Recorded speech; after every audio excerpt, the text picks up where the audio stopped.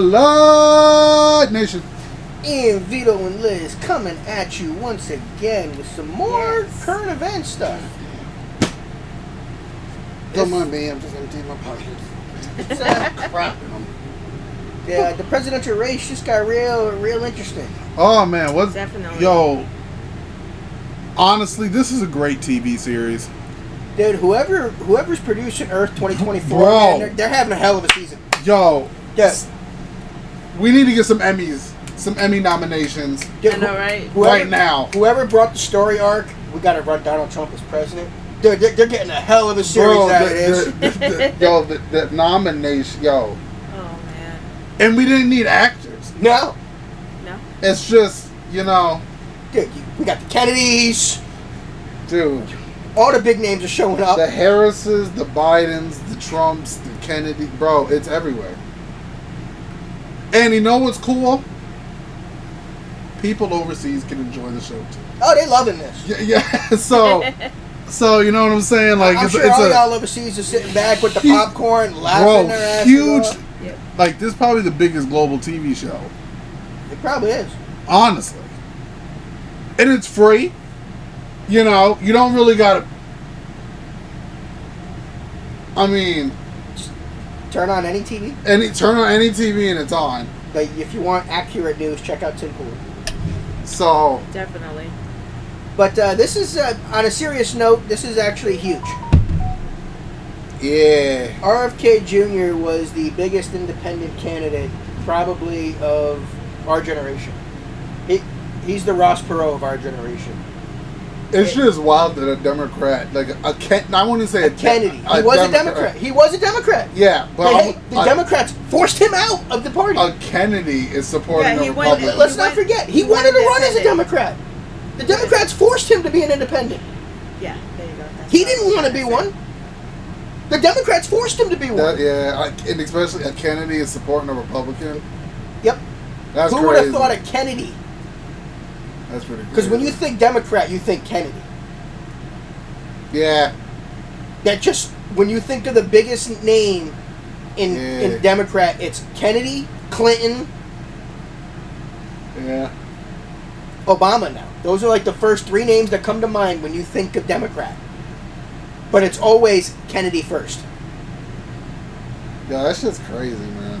I think we should, Get up in this? Let's Yes. let's see what RFK had to say about this. It's going to be pretty long. Hello, everyone. Welcome so much for being here. I'd like to introduce everyone to bring on Robert F. Kennedy Jr. I'm sorry to keep everybody waiting. 16 months ago, in April of 2023, I launched my campaign for President of the United States. I began this journey as a Democrat, the party of my father, my uncle, the party which I pledged my own allegiance to long before I was old enough to vote. I attended my first Democratic convention at the age of 6 in 1960. And back then, the Democrats were the champions of the Constitution, of civil rights. The Democrats stood against authoritarianism, against censorship, against colonialism, imperialism, and unjust wars. We were the party of labor, of the working class. The Democrats were the party of government transparency and the champion of the environment. Our party was the bulwark against big money interests and corporate power. True to its name, it was the party of democracy. As you know, I left that party. Do you disagree with anything he said? No, I don't know. Is that the Democratic Party that you thought it used to be in? And I know you don't consider yourself a Democrat. You're more of an independent. I can't really say because I don't feel consider like myself I consider myself more independent than anything as well. to answer that question, I think I'm too young. No. When you think of the Democratic Party, the values that he just stated, do those come to mind when you think of the Democratic Party? Like now? What did you think about when you thought of the Democratic Party? What values do you think the Democratic Party stood behind? Like, if you were ever voting for a Democrat, what values did they stand for that you believed you were voting for when you went into the booth? Transparency, I guess I can say that. This is what I thought they were standing for. Okay. Yeah, that's what I'm asking you. I guess I could say transparency, choice. I don't want to say family values because I believe both parties tried to do that. That's fair. That is fair.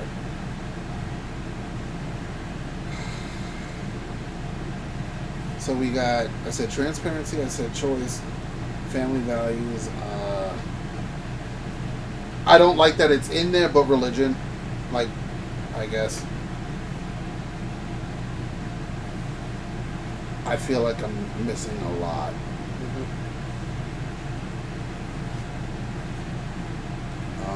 That's because what he just said is what a lot of people think the Democratic Party that they're voting for is. Because they think, and it's hard probably to come think of it because he just said them all. Yeah, I mean... And I'm sure some of that, you might not think of it exactly the way he said it, but I'm sure a lot of those values are what you thought the Democratic Party were. I mean, yeah. I just think, like, over time, too, I've just realized... I don't, like I've said a bunch of times, I don't like either party. No, it's the uniparty. Both parties fucking suck. Like, I think both parties are really trash, to be honest. It's just one side right now is actually, well, not even one part of one side is... Which is why I don't think it's fair to blame... I don't like when people say, oh, what's wrong with the entire world? What's wrong with the entire United States? Like, Trump fucked everything. I don't agree with that. I think the government in our country had issues like years before Trump was even in office. Oh, yeah. So I don't really blame Trump for stuff. I blame the politicians who've been like just recycled over and over and over for like the last like probably 50 to 80 years. So Joe Biden? I didn't think he was the answer. I didn't. I didn't. I thought it was weird how people were painting Biden as like the savior of America. I don't think he was the answer. But the more, just like they're doing with Kamala now, the more that I look at things, I think we've come into a consensus that you're never going to get a perfect candidate. No, you're not. Like, I think everyone's looking for this straight edge candidate who says no wrong, has never done wrong in their life, and I'm like, you're never going to find that. They're looking for Clark Kent. Well, yeah. Well, the thing is Not gonna that happen. people they always have every 4 years that they have to elect a new president. They always have that hope that the president, whoever becomes president, actually does what they're going to say they're going to do. Like they do action. I see what you mean. You see what I'm saying? So it's very rare to They find. keep, like, It's very rare to find Yeah. a president that they put in office that's actually going to do. No, I feel you. You I know, feel you. they're going to do what they say they're going to do, all the policies and all feel that. Because every time when they put one in, well, not every time, but most of the time, I'd say about 90% of the time. they don't follow up with their word. But Trump seems more promising that he is going to follow up. So... He did everything he could to follow through on a lot of his promises. Yeah. When he came to things like, they want to sit. The mainstream media wanted to say he was liar in chief and lied. When he says he's the greatest of this, or I had the best of that, just because you talk in hyperbole, we have the best podcast. Did I just tell a lie? Oh, I damn sure believe we're the best. We're the most authentic reaction channel Yeah. on I YouTube. agree with that. But does Oh, that we make don't. us just because we say it? No. No, We're not like the best like that. There could be people who hate We who are completely- real. So when Trump try to keep says, it real. "Oh, I put together the best deal," and the media says he lied because it wasn't the best deal, there was other deals that were made that were technically better. So they technically said they count that as a lie. You see what I mean? How he has hyperbole. Yeah. Okay. Mm-hmm. I see. I mean, you gotta hype your own shit. I had a perfect conversation. You gotta hype your own shit up. Yeah. But they want to, when he does that, they want to sit there and say he lies. I see what you mean. He's advertising, you know? When he boasts. Yeah. Well, yeah, you gotta be your own biggest fan. But does that mean he's lying all the time? No. He just over-exaggerates, that's all. Exactly. That's all. I see what you mean. It doesn't mean it's a lie, it's just over-exaggerate. But, I mean, if he follows through with the things he's saying, hey, he's... That's fair. That's fair. Party in October because it had departed so dramatically from the core values that I grew up with. It had become the party of war, censorship, corruption, big pharma, big tech, big ag, and big money. When it abandoned democracy by canceling the primary to conceal the cognitive decline of the sitting president, I left the party to run as an independent. Fashion's super important to me. It's not always about what you wear, it's about confidence.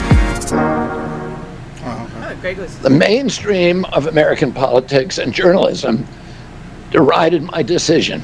Conventional wisdom said that it would be impossible even to get on the ballot as an independent because each state poses an insurmountable tangle of arbitrary rules for collecting signatures. I would need over 1 million signatures, something no presidential candidate in history had ever achieved. And then I'd need a team of attorneys and millions of dollars to handle all the legal challenges from the DNC. The naysayers told us that we were climbing a glass version of Mount Impossible. And notice... So the first thing I want to tell you is that we proved them wrong. He said the DNC was challenging him. The RNC wasn't going after him to try to keep him off ballot and not go against him. The RNC was welcoming the challenge. It was the DNC, the Democrats, who were challenging him at every turn, trying to keep him off the ballots. And it was a New York judge that just threw him off the ballot.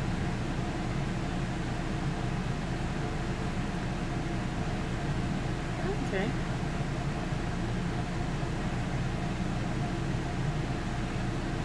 It's not very democratic. No, it's not. No. It's not. I'll agree with you. It's not.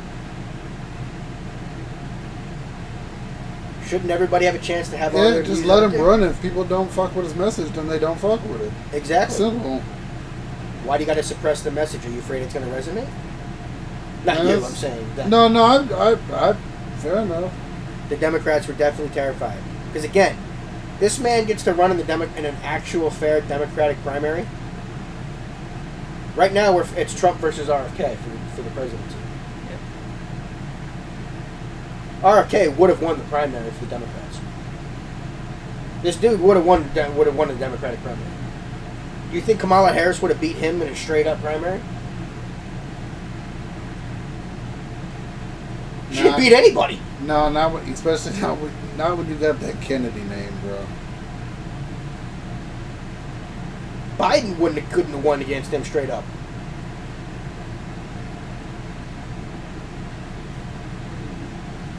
There's always an agenda, man. Always. Yeah. Just wanted to point that out. It was the DNC that was going after him, not the RNC. No, that's true. That's fair. We did it because beneath the radar of mainstream media organs, we inspired a massive independent political movement.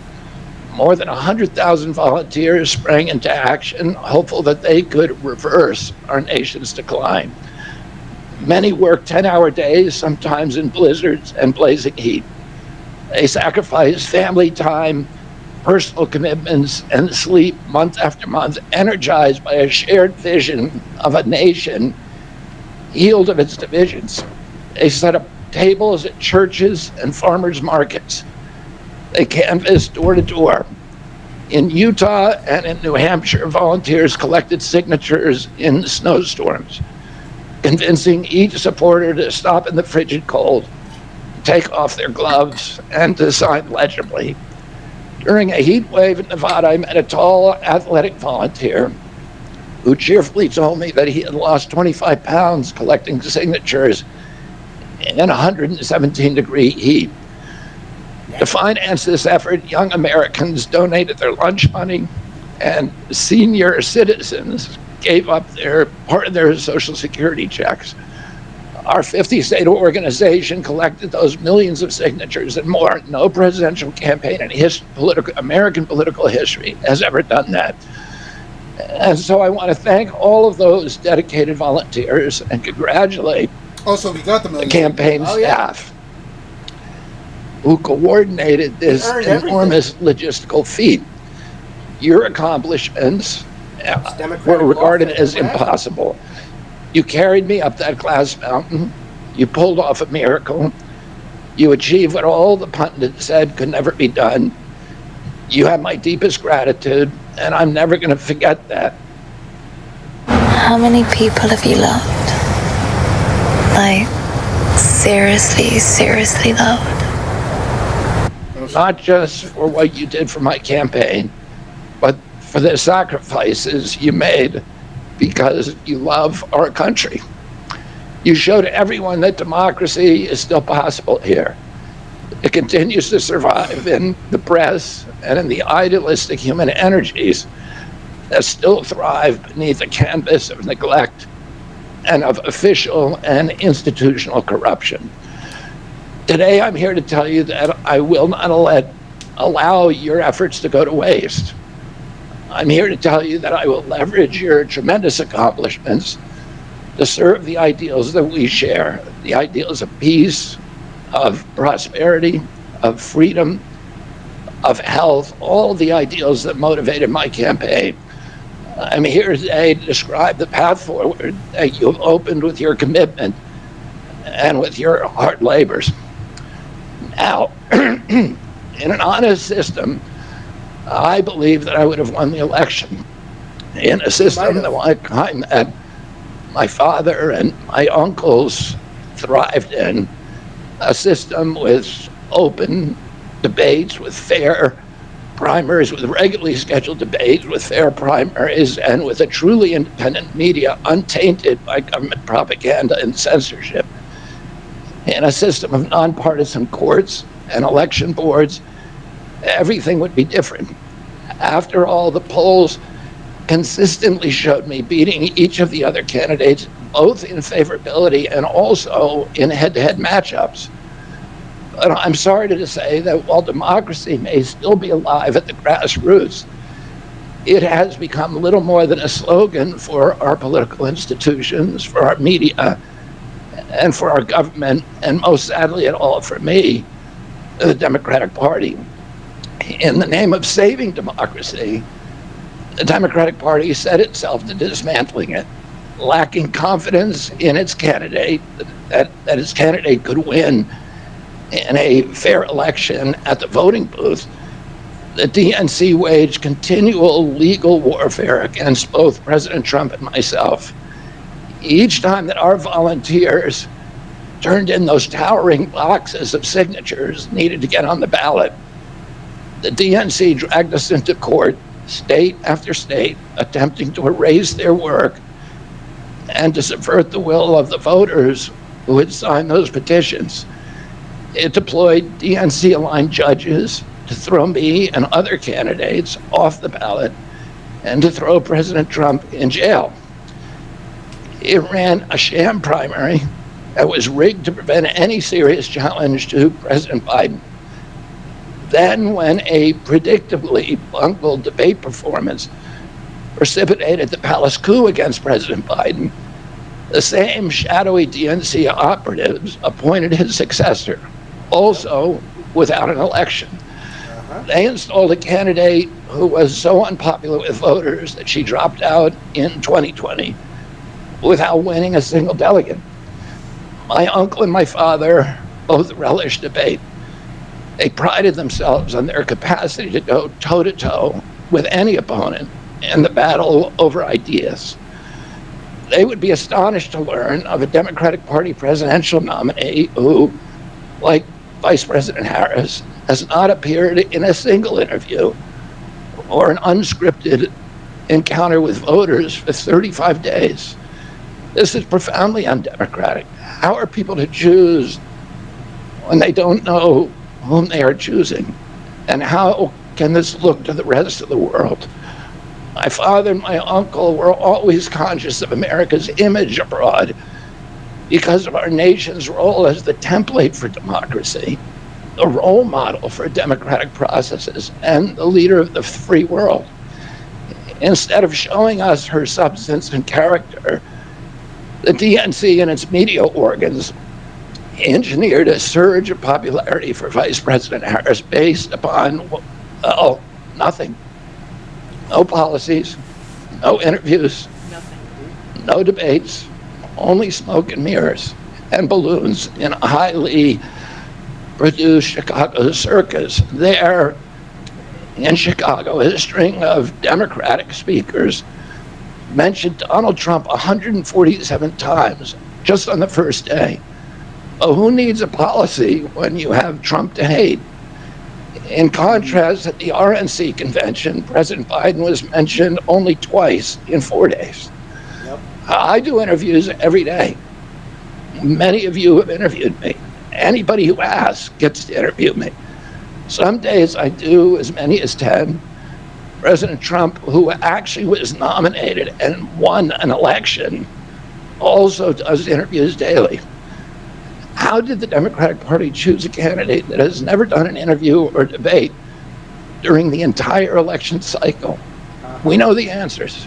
They did it by weaponizing the government agencies. They did it by abandoning democracy. They did it by suing the opposition and by disenfranchising American voters. 14 million. What most alarms me isn't how the Democratic Party conducts its internal affairs or runs its candidates. What alarms me is the resort to censorship and media control and the weaponization of the federal agencies.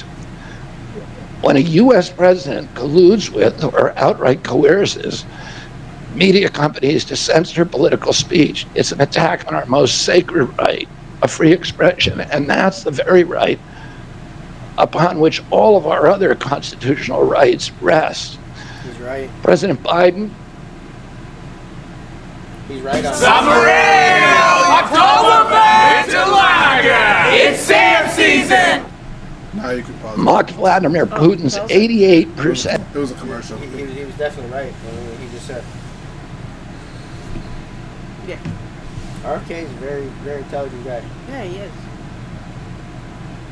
I mean, one thing I like that he's breaking it down to let you know how everything has gone Yep. in like the last year. Yep. So I like that what he's doing.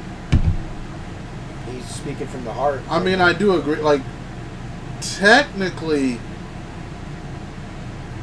Harris didn't win an election. Not at all.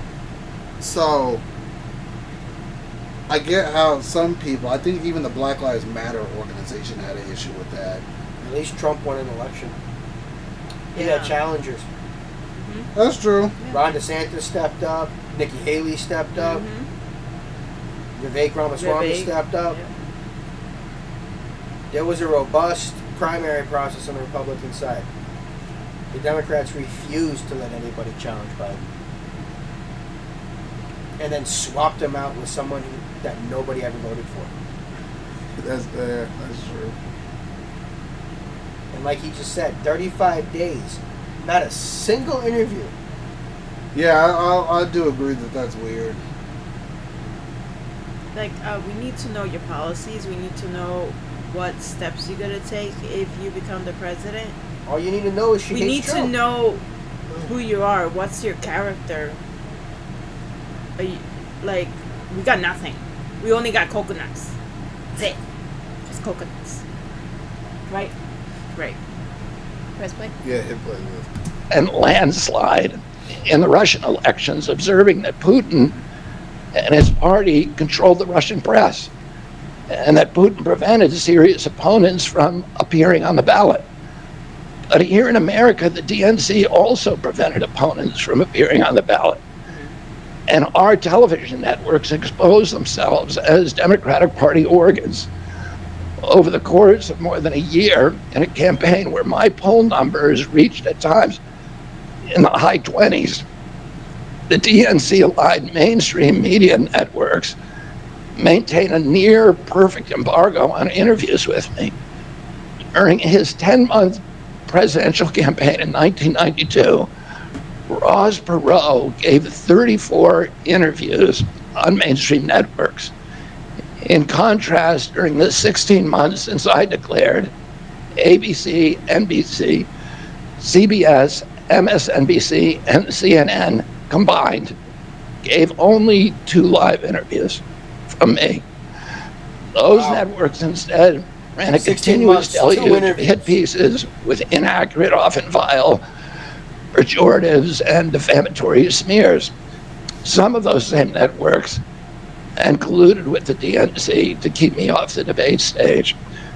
Representatives of those networks are in this room right now, and I'll just take a moment to ask you to consider the many ways that your institutions have abdicated this really sacred responsibility, the duty of a free press to safeguard democracy and to challenge always the party in power.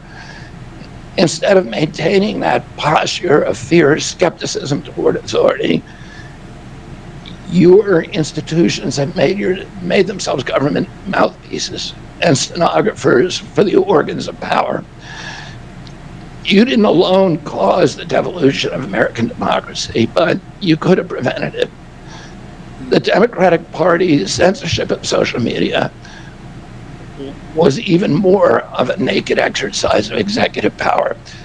This week, a federal judge, Terry Doty, upheld my injunction against President Biden, calling the White House's censorship project, quote, the most egregious violation of the First Amendment in the history of the United States of America.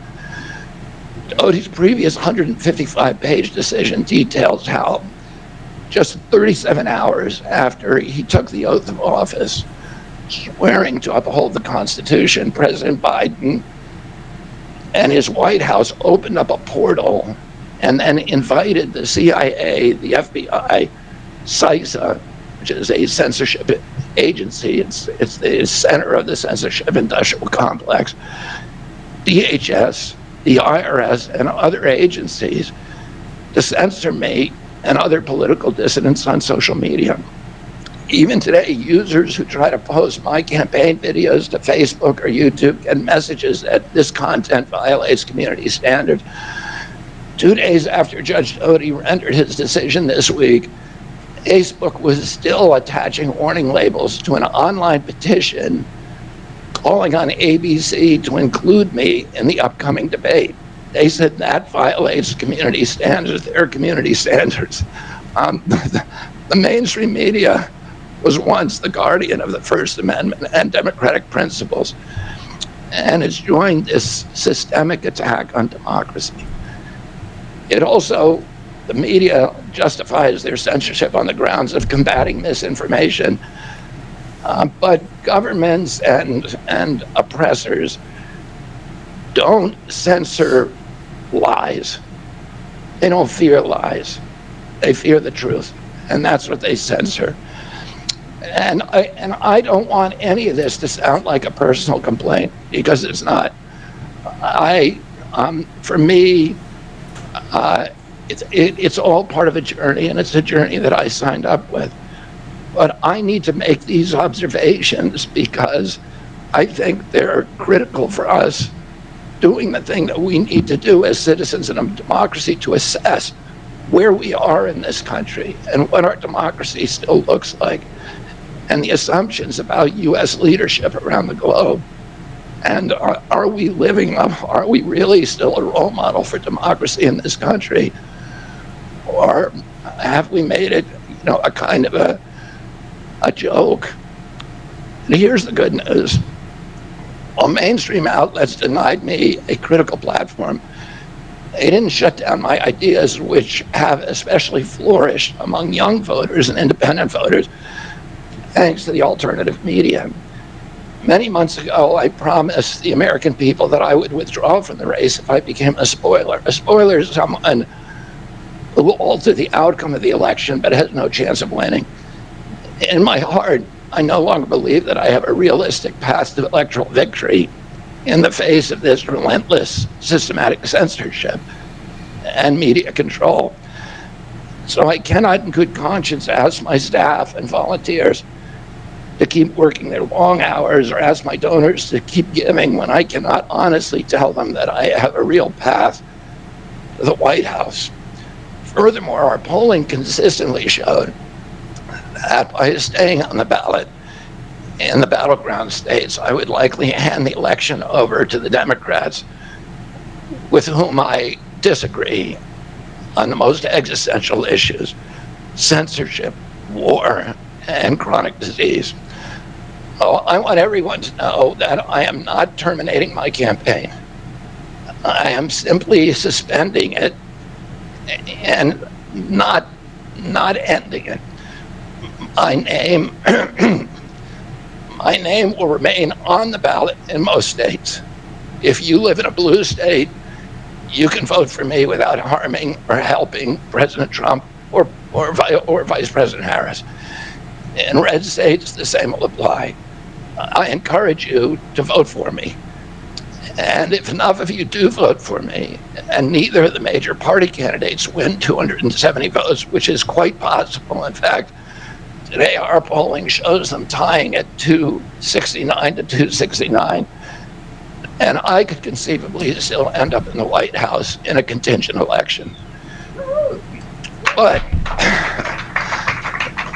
in about 10 battleground states where my presence would be a spoiler, I'm going to remove my name, and I've already started that process and urge voters not to vote for me.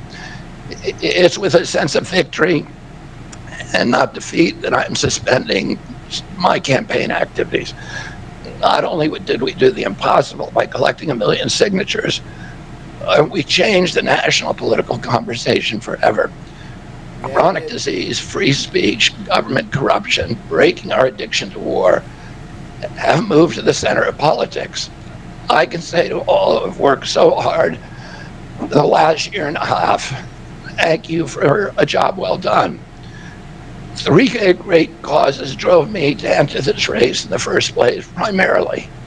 And these are the principal causes that persuaded me to leave the Democratic Party and run as an independent, and now to throw my support to President Trump. The causes were free speech, a war in Ukraine, and the war on our children. I've already described some of my personal experiences and struggles with the government's censorship industrial complex. I want to say a word about the Ukraine war. The military industrial complex has provided us with a familiar comic book justification, like they do on every war, that this one is a noble effort to stop a supervillain, Vladimir Putin, invading the Ukraine and then to thwart his Hitler-like march across Europe. In fact, tiny Ukraine is a proxy in a geopolitical struggle initiated by the ambitions of the U.S. neocons or American global hegemony. I'm not excusing Putin for invading Ukraine. He had other options. But the war is Russia's predictable response to the reckless neocon project of extending NATO to encircle Russia, a hostile act. The credulous media rarely explain to Americans that we unilaterally walked away from 2 intermediate nuclear weapons treaties with Russia. DraftKings withdrawal tracker lets me follow my money every step of the way. It combines my 2 favorite things, money and knowing when I'm going to get more money. And then put nuclear-ready agents. I got you. Did you know that? I didn't know a thing about the 2 nukes, but I get why. So, I'm not condoning the invasion of Ukraine. I don't like war in general. No. I'm tired. But like, bro, what you supposed to do when you're being like swarmed? You're being surrounded. Yeah. Like, you're being surrounded by... Like, what are you supposed to do? What would we have done? Yeah. So, like, Putin's over here, like... You're just gonna, like... You gonna keep coming? You're just gonna keep surrounding me? Eventually he's gonna lash out. And like we keep saying, he wanted his access to the Black Sea. He needed his fresh port access.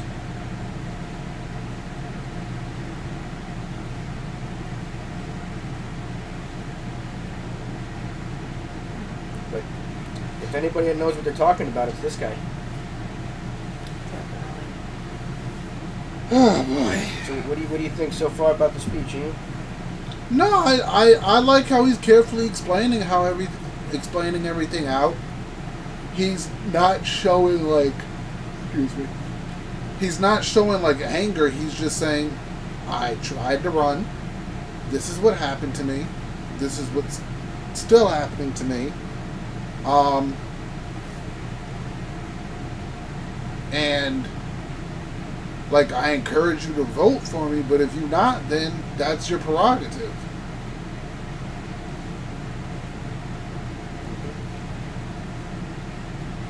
I like how he's explaining where he has issues with the party. He's just not saying, I don't like the party. Exactly. He's explaining He's explaining why he's not with the party. So I do like that. Missile systems in Romania and Poland. This is a hostile act. And that the Biden White House repeatedly spurned Russia's offer to settle this war peacefully. The Ukraine war began in 2014 when U.S. agencies overthrew the democratically elected government of Ukraine and installed a hand-picked pro-Western government that launched a deadly civil war against ethnic Russians in Ukraine.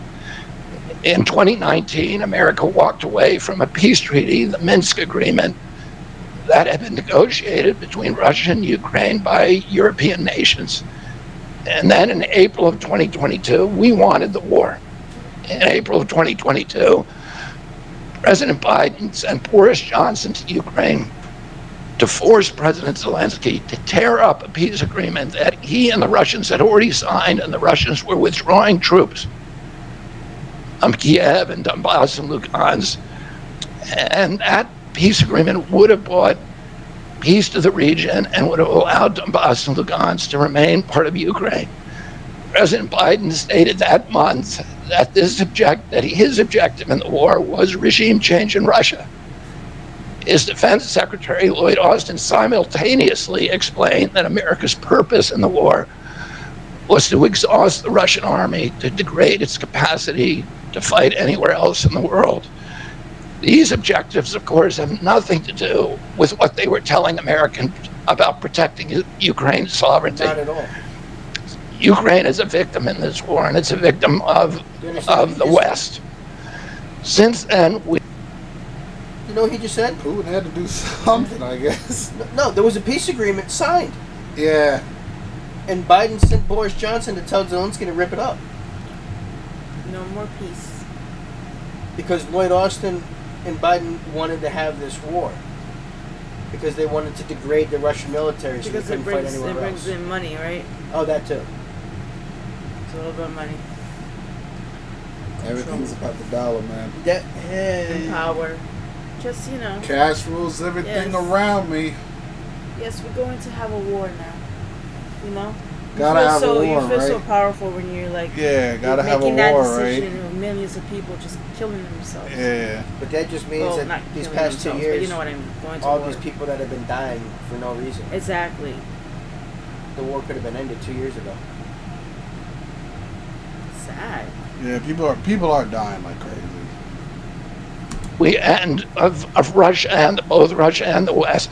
Since then, we have, since tearing up that agreement, forcing Zelensky to tear up the agreement, we've squandered the flower of Ukrainian youth, as many as 600,000 Ukrainian kids and over 100,000 Russian kids, all of whom we should be mourning, have died and the Ukraine's infrastructure is destroyed. The war has been a disaster for our country as well. We squandered nearly $200 billion already, and these are badly needed dollars in our communities, suffering communities all over our country. The Nord Stream pipeline sabotage and the sanctions Think have about that. destroyed Yep. Europe's. Over $200 million. Each state could have gotten $1 billion. Yeah. Twice. Yeah. No, that's true. And we still wouldn't reach the 200 million. That's crazy. Could you imagine that? That's- Each fucking state could have Yeah. gotten $2 billion. Yeah.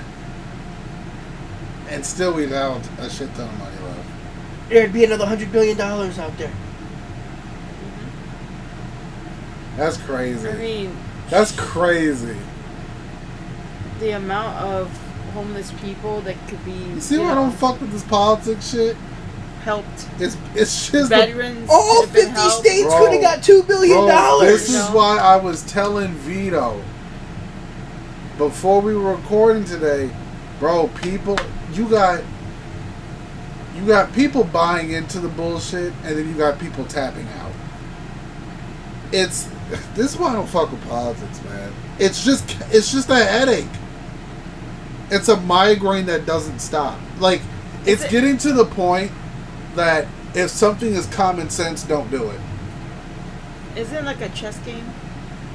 Oh, it's politics is all strategy. Could you imagine? It's all strategy. Ian, It could be for good, it could be for bad. Mostly for bad, because that's what we've been getting. could you imagine if every From the state had government. $4 billion added to their budget? Yeah. You know how many people could have Bro, been helped? this is why I say half the shit that both parties You know how run many on. people could have get paid for helping how do you call it? To Bro, come up with a plan to help other people. That's just And they get mind blowing. Bro, this is why I say half the shit that politicians run on. Streets could get cleaned up. They don't really care. They're just running it. They're running on it to see how we, the citizens, will divide and then vote to keep certain people in power. The politicians don't care. Honestly, the first one that's actually cared is Trump. Like They want to keep saying he doesn't care, but his actions show he does, bro. the GOP. I know y'all don't give a fuck. No, they don't give a fuck. I know. So stop trying to act like y'all do. But MAGA does. The MAGA portion of GOP does. All of GOP is mostly garbage. But the MAGA God. section, GOP. Oh shit! I was like, who the fuck is GOP? GOP. GOP. No. And You're also, right. But the MAGA section of GOP are the last section of people that actually care about the people of this country. That's why most of the Republicans were against that era, because they're part of the Uniparty. MAGA's not part of the Uniparty. Trump's not part of the Uniparty. That's This why shit- there's so much against him. Bro, this headache just builds and builds. I can't even watch it anymore. I don't like watching it. But that's also by design. They want to flood the zone. Yeah, it's because dude, it's the just endless possibilities so much- that you could use that money for, I know. especially for the communities, especially for the cities and the it's crazy. like- $4 billion. dude, like for the Bronx, per you know, state. just to come. That's I mean, crazy. for people that really want to make a That's- change to get, it That's- just pisses me off. Yeah. That is That's mind-blowing. our money. That's our tax money just being gone. That's our flew away. Like That's literally, like crazy. that they could have just put back into this. Could you imagine $4 billion per state? What that would be doing? That's crazy. That's and insane. and especially for the veterans that served this country, and they're like homeless. They got nothing. It's crazy, man. You know. Industrial base, which form the bulwark of U.S. national security. A strong Germany with a strong industry is a much, much stronger deterrent to Russia. and a Germany that is deindustrialized and turned into just an extension of the U.S. military base. We've pushed Russia into a disastrous alliance with China and Iran. We're closer to the brink of nuclear exchange than at any time since 1962. And the neocons in the White House don't seem to care at all. Our moral authority and our economy are in shambles. And the war gave rise to the emergence of BRICS, which now threatens to replace the dollar as the global reserve currency. This is a first-class calamity for our country. Judging by her bellicose, belligerent speech last night in Chicago, we can assume that President Harris will be an enthusiastic advocate for this and other neocon military adventures. And President Trump says that he will reopen negotiations with President Putin and end the war overnight as soon as he becomes president. This alone would justify my support for his campaign. Last summer, it looked like no candidate was willing to negotiate a quick end to the Ukraine war, to tackle chronic disease epidemic, to protect free speech, our constitutional freedoms, to clean corporate influence out of our government, or to defy the neocons and their agenda of endless military adventurism. But now one of the two candidates has adopted these issues as his own, to the point where he has asked to enlist me in his administration. I'm speaking, of course, of Donald Trump. Less than 2 hours after President Trump narrowly escaped assassination, Callie Means called me on my cell phone. I was then in Las Vegas. Callie is arguably the leading advocate for food safety, for soil regeneration, and for ending the chronic disease epidemic that is destroying America's health and ruining our economy. Callie has exposed the insidious corruption at the FDA, the NIH, the HHS, and the USDA that has caused the epidemic. Callie had been working on and off for my campaign, advising me on those subjects since the beginning. And those subjects have been my primary focus for the last 20 years. I was delighted when Callie told me that day that he had also been advising President Trump. He told me President Trump was anxious to talk to me about chronic disease and other subjects, and to explore avenues of cooperation. He asked if I would take a call from the president. President Trump telephoned me a few minutes later, and I met with him the following day. A few weeks later, I met again with President Trump and his family members and closest advisors in Florida. In a series of long, intense discussions, I was surprised to discover that we are aligned on many key issues. In those meetings, he suggested that we join forces as a unity party. We talked about Abraham Lincoln's team of rivals. That arrangement would allow us to disagree publicly and privately, and fiercely if need be, on issues over which we differ, while working together on the existential issues upon which we are in concordance. I was a ferocious critic of many of the policies during his first administration, and there are still issues and approaches upon which we continue to have very serious differences. We are aligned with each other on other key issues like ending the forever wars, ending the childhood disease epidemics, securing the border, protecting freedom of speech, unraveling the corporate capture of our regulatory agencies, getting the U.S. intelligence agencies out of the business of propagandizing and censoring and surveilling Americans, and interfering with our elections. Following my first discussion with President Trump, I tried unsuccessfully to open similar discussions with Vice President Harris. Vice President Harris declined to meet or even to speak with me. Suspending my candidacy is a heart-rending decision for me, but I'm convinced that it's the best hope. That really is. That's insane. Yeah, that she didn't even want to talk to you. wouldn't even have a conversation with the man. It's like she's hiding something, you know, like It's not even that. You're not open to anybody else's ideas on anything. like is she afraid that she's gonna spill out the beans or something that is gonna come out? Because you know, at the when was it? Was it last week that they, or during this week, that they show with Tim?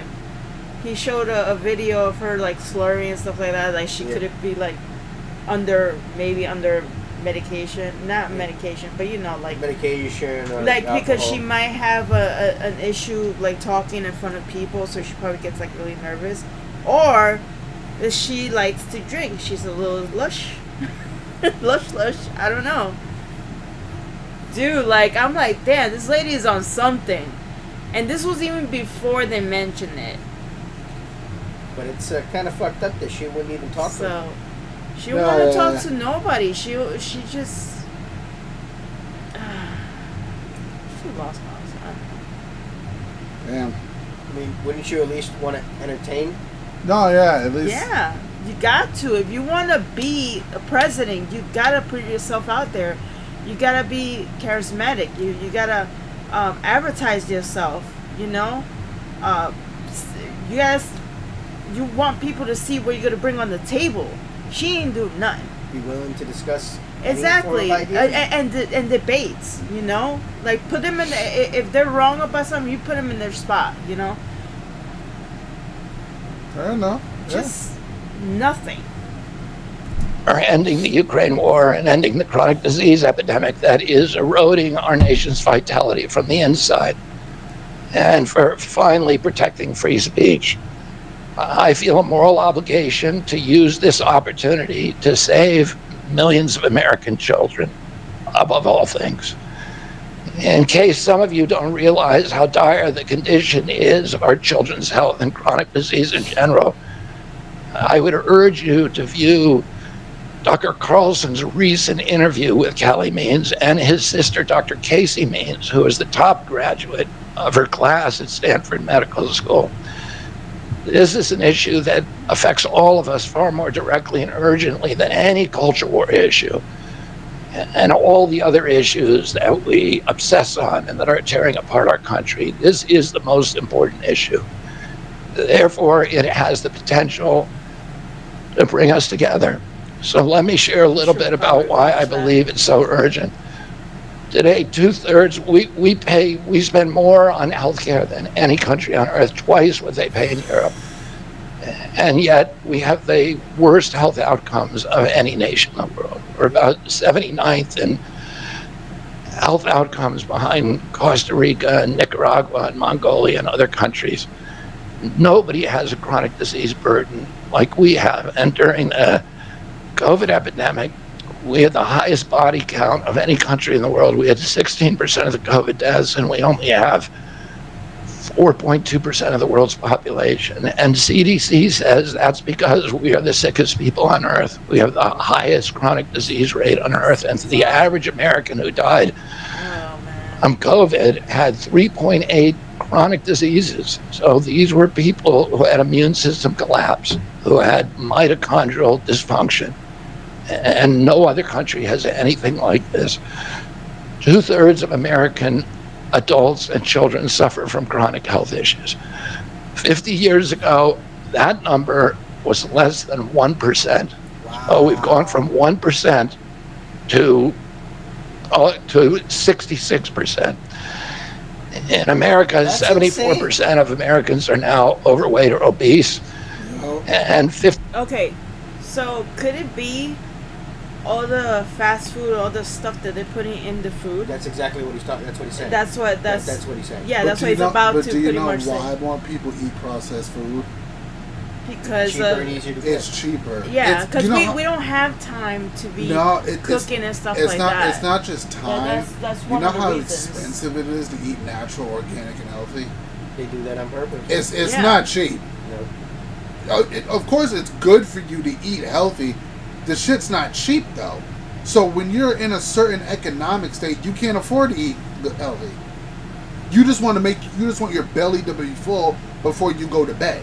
But So it should Right. be cheap. To eat, it should be. So like if you're thinking about it, if you're whether you're married and have kids, or whether you're a single parent and have kids, and you're still struggling, because if you're like lower middle class, or if you're under the poverty line, you're not worried about whether the food is healthy.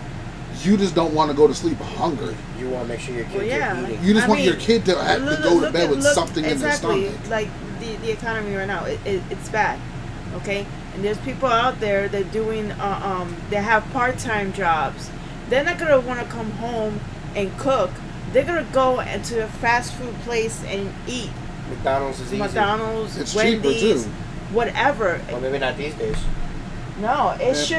it's just But you back in the just day, want to yeah. eat something and just go to bed, Yeah. get up, work for freaking probably 16 hours, 12 hours, get home, shower, and if you go to freaking school, you gotta do your schoolwork, whatever, and you gotta end up eating fast food. It depending on what your situation The is, quality of life. it's down. If you're in the It's middle just- class and lower, the quality of life is just getting shittier. yeah. And that's sadly by design right now. Because they are putting what was it we heard about something that they put something in it in the fast food like in McDonald's or something, You know, make it more addictive. make it more addictive, like for you to want more and more, and that's how you become They used to put Coke in Coke. Yeah. well for real. No, dead ass. Cocaine used to be in Coca-Cola. That's why it's called That's why it's called Coca-Cola.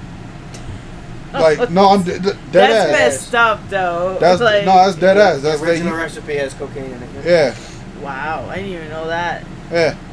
50% of our children, 120 years ago, when somebody was obese, they were sent to the circus. There were case reports done about them. Obesity was almost unknown.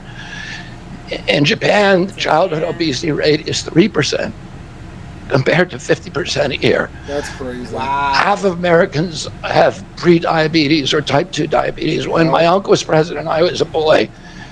Juvenile diabetes was effectively non-existent. A typical pediatrician would see one case of diabetes during his entire career, a 40 or Everybody's got 50-year it now. career. Yep. Today, 1 out of every 3 kids who walks through his office door is diabetic or That's pre-diabetic. And the 33% mitochondrial of kids. disorder that caused diabetes, also causing Alzheimer's, which is now classified as diabetes. And it's costing this country more than our military budget every year. There's been an explosion of neurological illnesses that I never saw as a kid: ADD, ADHD, speech delay, language delay, Tourette's syndrome, narcolepsy. And to me, I'm not a doctorate in psychology. I'm still going to school. But it pisses me off when I see some people say ADHD doesn't exist. Bullshit. It does exist. I don't always think a person needs to be kid needs to be medicated. Yeah. But at the same time, I've seen kids where like they do need the medication. Shit, Yeah. But it shouldn't be. I think it should be well planned out. not over medicated. Now, don't over medicate the kid. Making a kid a zombie is pointless. But But getting him to where he can focus and pay attention to what he's doing is one thing. I think this is. I didn't see the whole first part of this. I think this is the part that I saw, and that I agree with RFK Jr. about mental health. Mental health it's a problem, and we do not take it seriously. Of course, they didn't want you to see the first part of the speech. It was him going after the Democratic Yeah. Party. And that's another thing, medications. I mean, yes, it's gonna help people, but then when there's doctors that don't really care to check on their patients and make sure that it's not going to do anything wrong, they just go ahead. Oh yeah, this is what you're gonna have.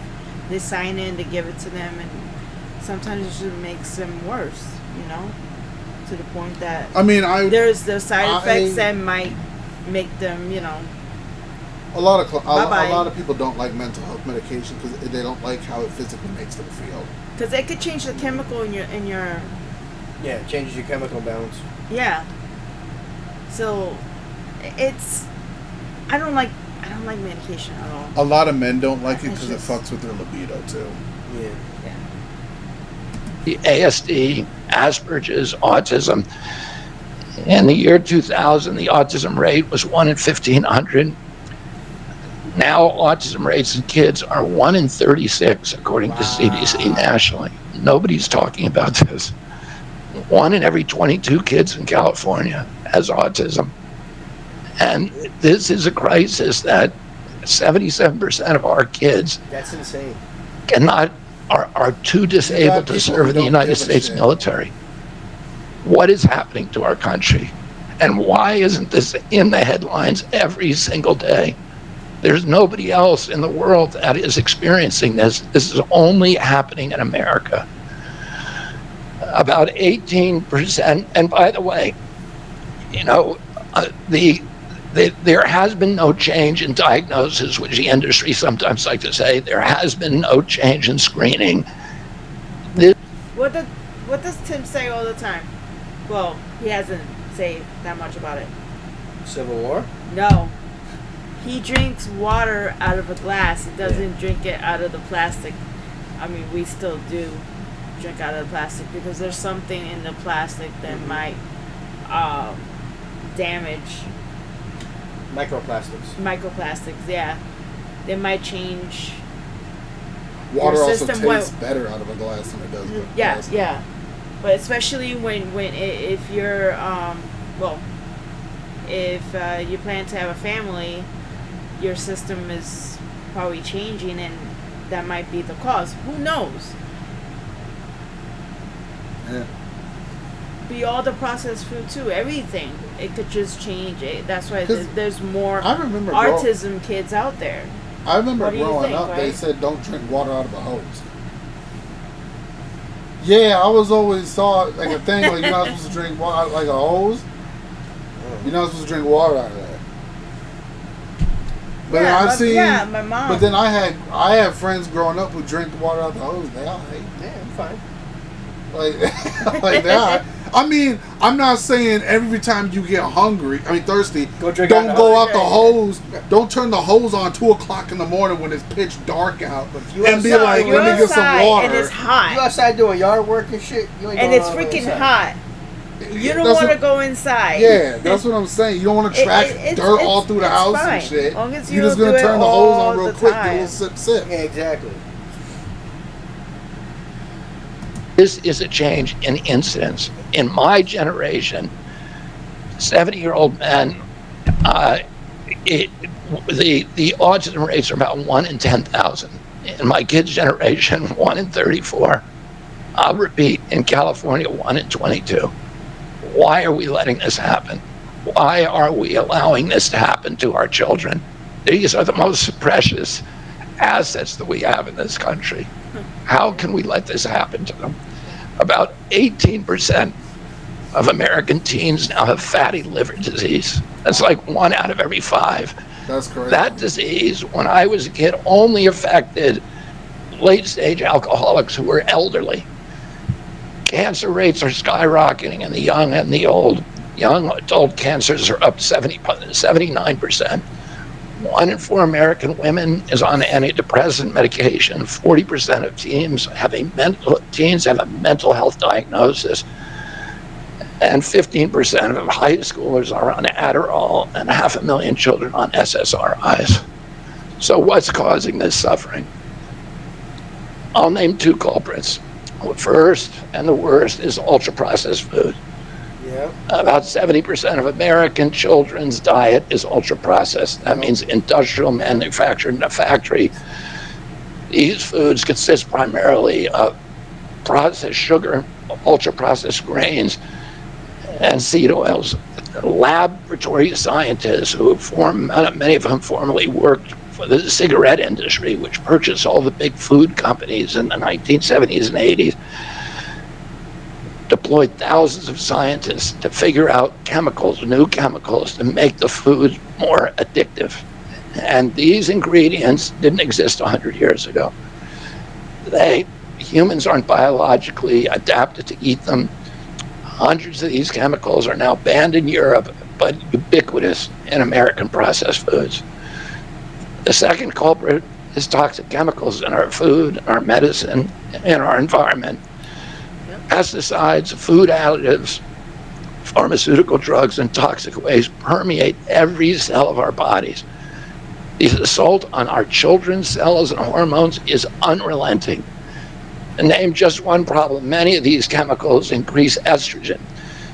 Because young children are ingesting so many of these hormone disruptors, America's puberty rate is now occurring at age 10 to 13, which is 6 years earlier than girls were reaching puberty in 1900. Our country has the earliest puberty rates of any continent on the earth. And no, this isn't because of better nutrition. This is not normal. Breast cancer is also estrogen driven, and it now strikes 1 in 8 women. We are mass poisoning all of our children and our adults. Considering the grievous human cost of this tragic epidemic of chronic disease, it seems almost crass to mention the damage it does to our economy. But I'll say, it is crippling the nation's finances. When my uncle was president, our country spent $0 on chronic disease. Today, government healthcare spending is almost all for chronic disease. And it's double the military budget. And it is the fastest growing budget item in the federal budget. Wow. And chronic disease costs more to the economy as a whole. Which is why the healthcare industry is fucked up. Yep. Yeah. That's why they care more about the treatments than getting cures. Yeah. Exactly. That's why Big Pharma is living happily. Because they care about making treatments, not making cures. Yep. Because you cure it, you can only treat it once. Exactly. That's crazy. Costs at least $4 trillion, 5 times our military budget. And that's a 20% drag on everything we do and everything we aspire to. Poor and minority communities suffer disproportionately. People who worry about DEI or about bigotry of any kind, this dwarfs anything. We are poisoning the poor. We are systematically poisoning minorities across this country. Industry lobbyists have made sure that most of the food stamp lunch program, about 70% of food stamps and about 70 or 77% of school lunches are processed foods. There's no vegetables. There's nothing that you would want to eat. We are just poisoning the poor citizens, and that's why they have the highest chronic disease burden of any demographic in our country, and the highest in the world. The same food industry lobbied to make sure that nearly all agricultural subsidies go to commodity crops that are the feedstock of processed food industry. These policies are destroying small farms, and they're destroying our soils. We give about, I think, 8 times as much in subsidies to tobacco than we do to fruits and vegetables. Wow. It makes no sense. That's We want a healthy insane. country. The good news is that we can change our policy. That right there is why it's so expensive to eat healthy. We subsidize tobacco companies 8 times more than we do people who are growing fruits and vegetables. You know what's really crazy? Yeah, because... And it's considered against the country to do this, to say it. We're the greatest country in the world, and at the same time, we're like the most fucking corrupt one. Yeah. Yeah? Oh, yeah. Like that's crazy. Yeah. But that's what happens. That's crazy. Listen. That's what happens when this country is freedom. It has freedom. So you have the freedom to twist, to bend the rules as much as you want, especially the government. Like, to me, it's not unpatriotic to acknowledge that there's corruption in the United States. Oh, there's clearly corruption in the United States. Like that, to me, that's not unpatriotic. It's just how far. How. Like to deep. me, I don't understand. So I've heard people say like, "Oh, that you're like speaking against the." I'm like, no. Ian, you know how corrupt our government is right now? That's what like the Democratic Party just put forward a candidate that nobody voted for. But yeah, if you say that, how is that not corruption? I don't know, man.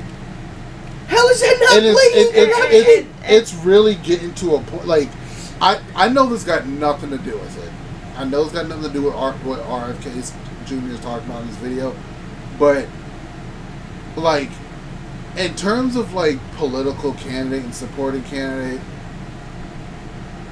I don't know how many people saw like the way that Brittany Mahomes, Pat Mahomes' wife, got attacked. Yep. Because she liked one thing. Yep. She liked one thing. I think it was like a list of like Trump policies. Trump policies, and everyone like freaking went at her. And I'm like, she said cry about it. Which I applaud her for. Yeah, it's like that was funny, bro. She's a grown ass woman. Yep. But you know why they're mad at that? She's friends with Taylor Swift. So it's like, guys, you can be friends with someone who differs with you politically. We say it all the time. Me and Vito don't agree on everything political. I don't got no hate towards the man. Damn. I don't understand why y'all feel... Because we agree more than we disagree. Yeah, like, I don't understand why y'all feel that if someone disagrees with you on one thing, oh, I can't be friends with them. Done. Can't have a conversation. Like, what the fuck? You are now the enemy. Like, that's corny, bro. Yep, that's fucked up. And it'd be, like, I could understand 10, like, little kids want to argue about shit like that. Oh, you don't like this superhero? You're weird. That's little kid shit. Dude, it's like you finding out one of your coworkers is a Giant fan and never wanting to talk to him again. It's weird. It's really weird. But the fact of the matter is, it's not even the politician saying you need to, like, choose a side. I see y'all citizens, oh, if you don't choose this side, you're not American. Like, what? It's insane. But that's because of what the media is feeding them. It's what the media is doing. It's like, what the media is doing. Wild, the media is brainwashing these people, and then the media knows what they're doing. Y'all are whole grown-ass adults who gotta pay taxes and raise kids, and you worried about what someone's political opinion is?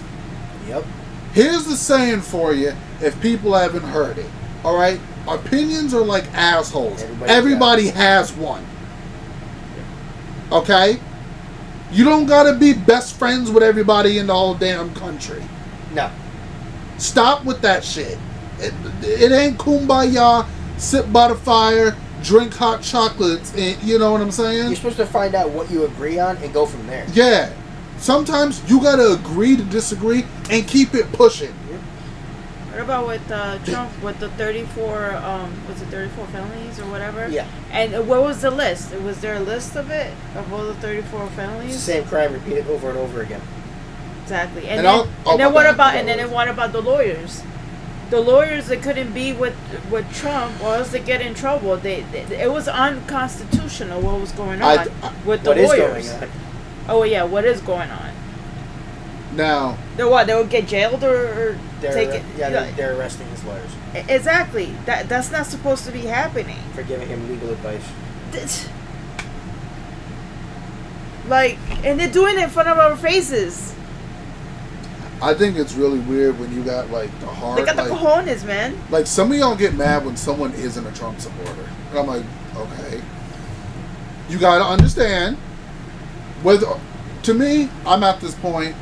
Whether you vote for Trump or whether you vote for Harris, I don't give a fuck anymore. I'm voting for Trump because he's for American values. I really don't give a fuck. Harris wants to destroy American values. It's a constitutional right. You can vote for who you want to vote for. Harris wants to do communism. Like, yeah, damn. like everybody's gotta be the same. If you're a doctor or you work at McDonald's, you get paid the same. kind of thing, right? Yeah. Is that what she wants to do? I don't think so. People work really hard to become a doctor, and you're just flipping burgers and get paid the same as a doctor does. Like, I ain't saying healthcare That's gotta just an be example, free, but you know what like, I'm you saying? can't tell me we can't make it more affordable for people. Oh no, it could definitely be more affordable. Like, Well, I ain't saying the shit gotta be free. Well, we could if there wasn't like $2 billion going somewhere else. No, not 200 billion. Oh, 200 billion. But Yeah, like, 200 billion. Sorry. only reason, trust me, I used to be really Yeah. into like the free health. Damn, that's a lot. Because who don't like free shit? And like, But it's not free. but at the same time, the way I saw nurses and doctors busting their ass during the COVID pandemic, I'm like, you can't make this shit free. Yep. Someone's got to pay them. So Yeah. like, these doctors and nurses got to get paid, bro. Yeah. Because there were weeks they couldn't even go home to their families. No. You can't force someone to provide a service. They're for you. freaking in tears too. It's like, But that's the thing. You can't make it free because you cannot force someone to provide a service for you. You cannot force a doctor to heal you.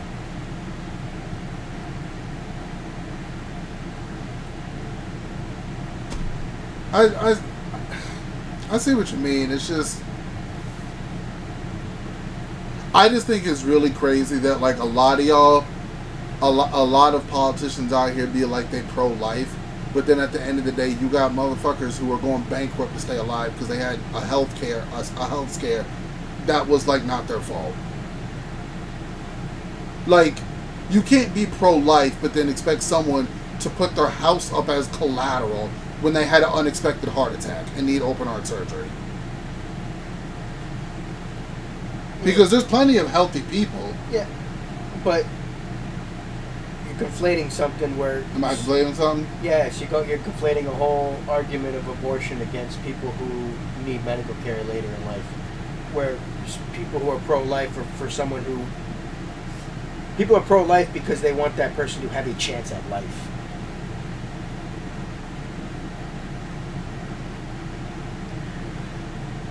I see what you're saying. To me personally, with the pro-life argument, I think I think you have many citizens who are pro-life.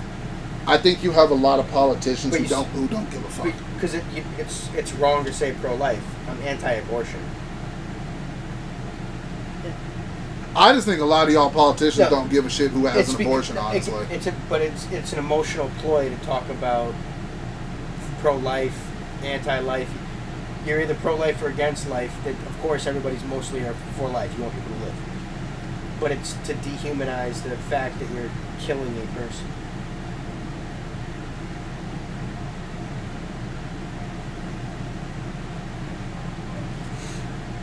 Did you see at the speaking of which, at the DNC, did you see they were bragging about the 25 abortions that they did on the bus? Oh yeah, I saw the abortion bus. They were bragging about the 25 murders they committed on the bus. Bro, I saw when the isn't bus. that? Are they?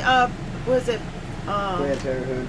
Yeah, they're giving it for free. Yep. And you could tie your tubes and stuff like that for free. Listen. Everybody knows my opinion on it. I done repeated my opinion on it 5 million times. Everybody knows my opinion on it. Anybody who uses it as a contraception, you're a piece of shit. So see, Exactly. here's what we're gonna do. You can see where me and Vito politically disagree. I don't hate the man. It's like, I don't hate him. If you use abortion as a contraception, you're a piece of shit. Yeah. To me, it's your choice. Can you live with it? But again, Ian, you say it like that until your girl's like, I'm going to kill your son. And see, to me, that's where it's going to be different. And I can honestly say that if it's between me and the woman who's holding my child, yes, I feel like I should have a say. But at the same time, I'm also at the point where me living over here on the East Coast, if you got women on the West Coast who want to have an abortion, that's your business. I'm not going to intrude on you on that. It's like that. That's pretty your much business. what you're saying is, you know what? You do what you want to do. That's your That's problem. what I'm saying. I live in my life. I do what I want to do. I'm just saying, if you choose to do it for contraception reasons, you're a piece of shit. Yeah. Because that's not a reason to have an abortion. Generally speaking, that's what he's saying. No, I see what he's saying. Yeah. To me, I'm just like, it should be safe, legal, and rare. the young. It's for me. It's like this. It's like the young women who, whether like high school, college, if you sleeping around, okay, if you young, 18, 22, you 18 through 22, you sleeping around, okay, but you like being risky and having sex. I'm like, all right. And you end up having pregnancies, and you end up saying, "Oh, I'm not ready to be a parent. I'm not ready to be a mom yet." Or like, and say you had like an abortion, okay, and then turns out later, 5 years later down the road, you can't have a kid because you had an abortion. Whose fault's that? That's on you. Yep. As cold-hearted as that sounds, you made a decision.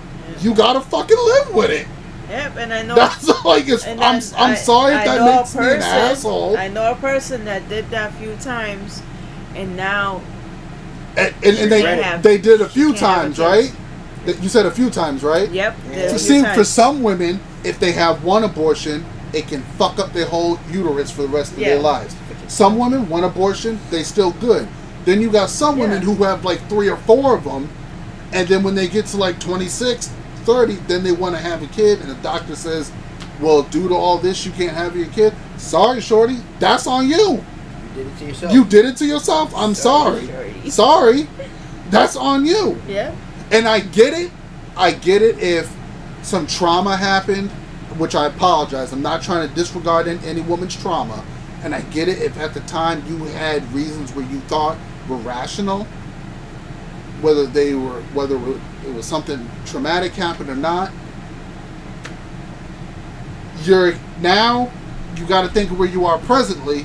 This is what you got to work with. So if that makes me seem like an asshole, I'm sorry. I'm just speaking what I'm speaking, you know. I got you. So, but like, I do think when it comes to I think it's fucking weird that you got conservatives, a lot of conservatives who want like a national, federal like abortion ban.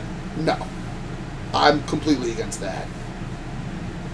Because I don't understand how you could be conservative, but you're signing up for a strong question. What if your two choices are allow abortions up until 9 months or a national ban? Because if I have a choice between the two, I'd go with the national ban. Dude, like, to know that actually happens for 9 months. At national ban, are you saying completely no abortion at all? If the two choices are allow it up to 9 months no matter what, or not at all, I lean towards not at all. Because you're killing a human. You're killing a person no matter what, but you're fully formed in 9 months. Yeah, like the baby's out of the womb.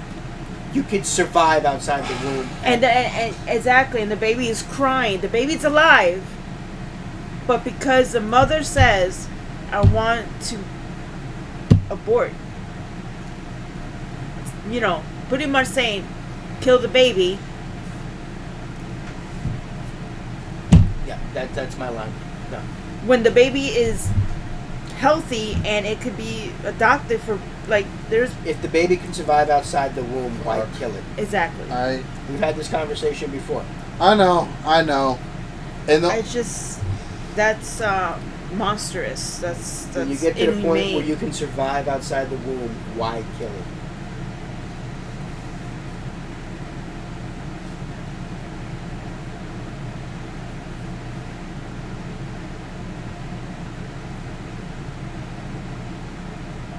Damn. I mean, there's no logical reason to kill the baby if it can survive outside the womb. Because there is no logical reason here. And you're the logical one here that would try I'm the person who tries to find common ground. Yep. That's how Liz and Vito know that about me. I do my best to try to find common ground and a civil stance on every. I do my best. And yeah, you'll play devil's advocate to play it too. I know. Yeah, me too. I like to be a non-biased. There is none on this one. Yeah.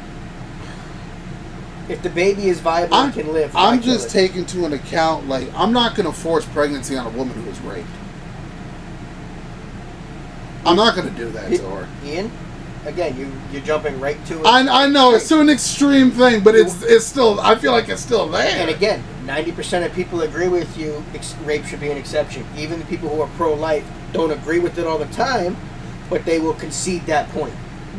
Like me, I understand that. I understand that if I have a friend and she went to a dramatic thing, it's still not the kid's fault. He didn't. And she decides to do that. Her mind is her mind is all fucked up. And I'm like, I don't agree with it, but a lot I of people want to jump right to those why. extremes. I understand for their point why. to back abortion, and there's no reason to jump to that kind of extreme. When most people agree, fine, rape, we allow. Next point, please. You see, what about if there's like a medical condition and the mom could die on the table? Again, that's another. Is that extreme? If the baby's already at the point of viability, it has to come out either way. Yeah. For the safety of the mother. Why kill it? I understand if it's before the point of viability, where if in the process of saving the mother, the baby happens to die, that's not an abortion. That's an unfortunate death that happened while trying to save the life of the mother. And, and they try to save the baby in the same time. Okay, so then why don't you just make a law, unless this law is already in act, why isn't there just like a law where like you abort the pregnancy, just don't kill the baby? They've been trying to do that for years. So like, okay, alright. So like, abortion is still like... Because Democrats think abortion is the killing of the baby. You can abort the pregnancy and save the baby. Aborting the pregnancy should just be ending the pregnancy. So like, what if you... Okay, so... And Liz, correct me if I'm wrong. Uh-huh. Okay, say a woman finds out she's pregnant. Right. Alright? Right. She's late on her period, like, was it like... What is it, 2 weeks? We're also way, way away from the speech, by the way. Oh, damn, yeah, sorry. We're on a super tangent away from the speech. Go ahead, make your point, and then we can go back and so, like, a woman's, like, a few days late, but that doesn't automatically mean she's pregnant, right? Right. So, what if she finds out she's pregnant, like, maybe, like, a week or two, and decides to have an abortion? From the time that she missed her period? Yeah, like you're only 2 weeks pregnant. And the woman, the mom goes to the doc and says... But you're still within the time frame where people concede up to 15 weeks, fine. So are you saying you're fine with 2 weeks? You terminated at 2 weeks, you fine with that? I'm not fine with it, but I can understand why she would do it. But it's still, if you're doing it as contraception, you're a piece of shit. Yeah. Oh, if you know, right. Yeah, if you have sex, you're consenting to have life inside your body. You know what's happening when you decide to have You know sex. there's a chance that the condom could break. Okay. You know that the medication you're taking for you not to have a baby could fuck up in your system and you can still get freaking pregnant. You know there's a slim chance that something's gonna fucking happen in your body. Now, to your point, find out you're 2 weeks in, you find out she has she has cancer. If the mother has to take chemotherapy and ends up killing the baby in the process for her to live, that's not an abortion. That's an unfortunate death that the baby... Exactly. That's either the baby, the baby or you, or you know what? So the baby could die while you're having the cancer because the cancer could kill the baby. So Vito, let me ask y'all this. I'm gonna go bring it back to this 2 weeks. Okay, we got the 2 weeks, and the girl says, "I want an abortion." To you, that's using it as contraceptive. Okay, I understand that. Why does she want the abortion? Okay, so are you saying even after 2 weeks, are you saying you're legally okay with it, but you're still a piece of shit? Yeah. Okay. Yeah. Okay. All right. Yeah. Okay. Yeah. All right. Okay. I don't know where the fuck I was. Yeah, legally okay with it, you're still a piece of shit. Okay. Yeah. Okay. All right. Understand? All right. Okay. That's fair. That's fair. Okay. All right. Damn, I'm sorry, everybody.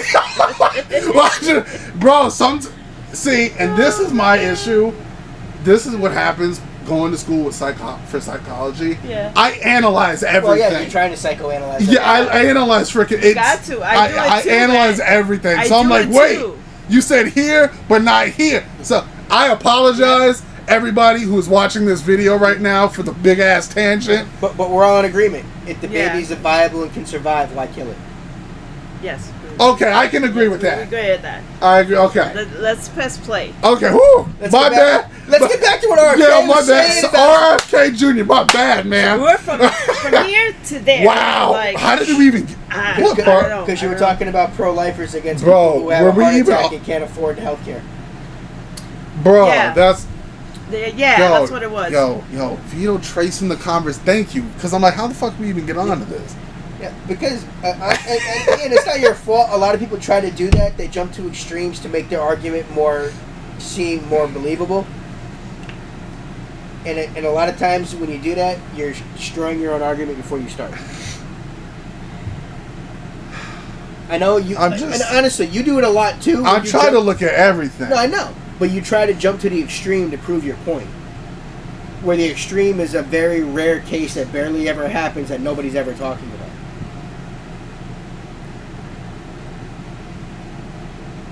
Huh. And again, it's a strong debate tactic, but easily destroyed if people know what they're doing. I mean, I think it's just good that we have different opinions on this reaction channel. Oh, definitely. On this channel, we have different opinions, and we're not all screaming at each other. We're like civilly talking it out. We can have a talk. Yeah, like we can be doing a video on a speech and going to tangent about abortion. Well, because you believe in something, there's a reason why you believe in that. Yeah. So you gotta respect that part, even though you do not agree with the person. You still gotta respect. Yeah. You know what I'm saying? Yeah. That's why. And there's a lot of fucking idiots. To me, that's what America is. That's what it's supposed to be. That's what it's supposed to be, and that's what it's going to go at. We're supposed to be There's not a lot of them that believe in that. Yeah, that's what I understand America to be. Yep. Oh, you're a Democrat. I'm a Republican. Yeah. Oh, let's hate each other then. No, it's not supposed to be like that. Let's have a conversation and see if we have any common ground. Exactly. Yeah. And then you might discover something. But oh no. You might be like, oh shit. We can't have black and white people agreeing. No. That's it can't not okay. Not allowed. Not allowed. We can change it very, very quickly. All right, where was RFK? America can get healthy again. Okay. I'm trying to get healthy, okay? I'm trying. First, we need to root out the corruption in our health agencies. Woo. Second, we need to change incentives in our healthcare system. And third, y'all stay with us this long, y'all we need to inspire Americans. Honestly, the people who are still watching this, God bless you. Y'all the real ones. We love y'all. Okay, God bless you. Freaking pausing. They're like, play the fucking speech. We're still here. We want to finish it. We got y'all. We're good. Ian, play it. To get healthy again. 80% of NIH grants go to people with conflicts of interest. These are the people. No, virtually everybody who sits. Joe Biden just appointed a new panel to NIH to decide the food recommendations, and they're all people who are from the industry. They're all people who are from the processed food companies. So they're deciding what Americans, here is healthy. And the recommendations on the food pyramid, and and what goes to our school lunch programs, what go to. Yo, I'm not gonna lie. I remember going all the way elementary, middle school, and high school, waiting in line, to get lunch, and I'm just looking down, and I'm like, "There's no way this shit's healthy." Looking down, I'm just looking at it. I'm like, I remember looking there's at some of that no shit. way this shit is healthy. Dude, I remember looking at some of that shit. Prisoners eat better than you. That's like, I'm just looking down. I'm like, I remember there was one kid who one day, it was nacho day. There were maggots in his fucking nachos. Oh. He got sick, and he got sick, threw the whole tray in the garbage can, and he was like, I don't think he ever ate from the school ever again. Which I don't blame him. Would you? I'd sit. I'm suing. That shit's coming from cans and plastic. That's what I'm saying. Like, Wow. Oh, do you remember those donuts? The was it old-fashioned donuts? They used to be in a little bag and they'll be all warmed up for you. Oh yeah. Remember those? You know, people man. correct It me used if I'm to wrong, be but my I saw favorite. I think it was a fact that when Al Capone was alive, everybody know who Al Capone was. Mm-hmm. He was actually one of the people to like pressure the FDA and I think it was like making sure that like breast milk, like milk was clean for women and children. Oh, shit. I don't know if I'm saying it correctly, and correct me if I'm wrong, but I saw it was Al Capone, But if and I'm it's like, so that's pretty neat. I'm like, it's taking a mobster to say, hey, You gotta be government, healthy fix at your this? shit. Yeah, that's insane. So like I said, correct me if I'm wrong, but You know, the program, the Swiss program, the food stamp programs, they're all corrupted and conflicted individuals. These agencies, the FDA, USDA, and CDC, all of them are controlled by giant for-profit corporations. 75% of the FDA's funding doesn't come from taxpayer, it comes from pharma. damn. And pharma executives and consultants and lobbyists cycle in and out of these agencies with President Trump's backing. I'm going to change that. We're going to staff these agencies with honest scientists and doctors who are free from industry funding. We're going to make sure the decisions of consumers, doctors, and patients are informed by unbiased science. A sick child is the best thing for the pharmaceutical industry. When American children or adults get sick with a chronic condition, they're put on medication for their entire life. Imagine what will happen when Medicare starts paying for Ozempic, which costs $1,500 a month, and it's being recommended for children as young as 6. Wow. All for a condition No, it's obesity. bro. He ain't even fucking around with that That's shit. insane. No, it's wild because there's Ozempic. there's clients. I work at I do an internship in a mental health facility. I love where I'm currently working and doing my internship because that's what I want to do. The population that I want to work with is 18 to 25 year olds. Yeah. And so with mental health, it can come also physical health issues and obesity. You got some people who you got these 19-year-old females who they have severe mental health and trauma, and they have issues with their weight, but there's no they don't have diabetes, and you got some people who want them to go on Ozempic, and it's like no. To my understanding, not a medical professional, Ozempic is weight loss medicine. Yes. For people who have diabetes. Yeah, that's what it's supposed to be for. But then you got these celebrities who are using it, who are saying, "Oh, don't use it because it has side effects." No, bitch, you don't got diabetes. I think Oprah was promoting that. She was. Right. It's if you don't have diabetes, why are you taking a diabetic medication? But not only that fucks up with your head too. It could give you suicidal thoughts and depression, and that there's a chance. I think if that's the right medication that I heard about, that it might stay with you for a very long time. It might not even go away. That feeling. So there's chances. My that. dad has diabetes. Yeah, your dad needs stuff like that. He can use it. Yeah. It helps him with his weight management. He's not having adverse side effects from the shit because he actually has diabetes. And then you see these people, you see these celebrities taking what's her name? Ozzy Osbourne. Wife and daughter. I think that they use that, and you see that their face, it's all sucked in. I had to stop taking Ozempic because I was having side effects. Yeah, girl, because you don't have diabetes. You have no diabetes. I think they were taking that. I could be wrong. The amount of chemicals people put in their bodies over stupid shit. Just to be. You know what's really funny? You ever seen the reports of when doctors were prescribing patients chemo and they never had any fucking cancer? I'm because they were making money on you're a sociopath to do that. Because they were making money on every prescription. That's crazy. It's completely preventable and barely even existed 100 years ago. Since 74% of Americans are obese, the cost if all of them took their Ozempic prescription is $3 trillion a year. Wow. This is a drug that is made by Novo Nordisk, the biggest company in Europe. It's a Danish company, and the Danish government does not recommend it. It recommends change in diet to treat obesity and exercise. And in our country, the recommendation now is for Ozempic to children at age 6. That's insane. What the? That's Novo insane. Nordisk is the biggest company in Europe. Why are you and giving the a entire kid value that's is 6 based years old? on its projections Diabetic of use. what it's going to sell, bro. the Ozempic it's going Nah, to sell bro. to Make that America. kid run laps. And we have the food lobbyists What the fuck? have Go a bill play in front of outside. Congress Don't today stay that is playing with backed the by the video White games. House, 6 backed years by old is taking. Vice President Harris and President Biden Taking a weight loss medication. to allow this to happen. This $3 trillion cost that is going to bankrupt our country. Holy shit, bro. At Harbor That's Freight, six? we're committed to keeping our quality high and our prices low. How do we do it? Unlike our competitors, we've managed.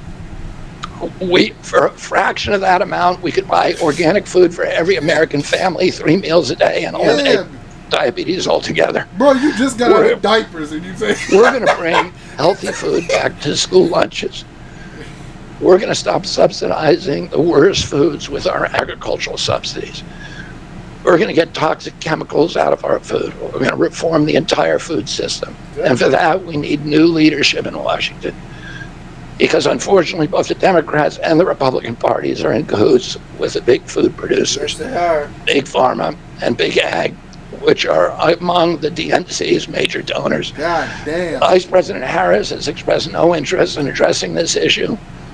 4 more years of Democratic rule will complete the consolidation of corporate and neocon power, and our children will be the ones who suffer most. I got involved with chronic disease 20 years ago, not because I chose to or wanted to. It was essentially thrust upon me. It was an issue that should have been central to the environmental movement. I was a central leader at that time, but it was widely ignored by all the institutions, including the NGOs, who should have been protecting our kids against toxins. It was an orphan issue, and I had a weakness for orphans. I watched generations of children get sicker and sicker. I had 11 siblings, and I had 7 kids myself. I was conscious of what was happening in their classrooms and to their friends, and I watched these sick kids, these damaged kids. No disrespect to the Kennedys. Y'all need to wrap it up.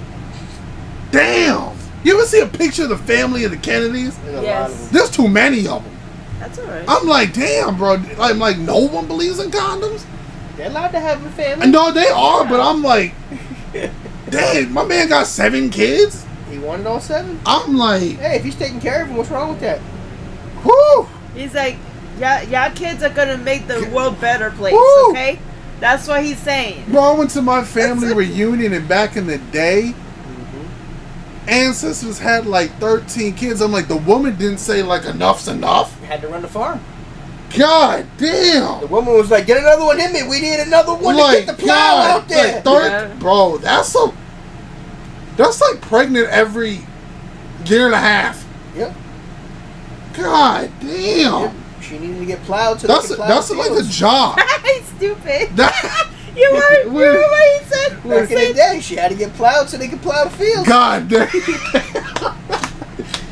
But like, Good one. like I'm wondering if women are ever like, man. all right, damn, I've had enough. I can't push out another one. You wonder if those curtains could close again, Like, huh? God, that's a lot of kids, You man. also forget back Hey, in the they day, just drop out. Back in At the, that, you forget though, back in the day, the more kids a woman had, the stronger the woman was perceived to be. at one point, you ain't giving birth. You just They walking moving the out. leg Yeah. a minute, and That's it's what just, I mean. You lifting the leg That's what and I it's mean. dropping out. The curtains don't close anymore. They just drop God, out. like that's a lot of kids, man. What was it? In that generation. Even in ancient Greece, the Spartans. Bruh. You know, there was only 2 ways to get a headstone if you died in Sparta.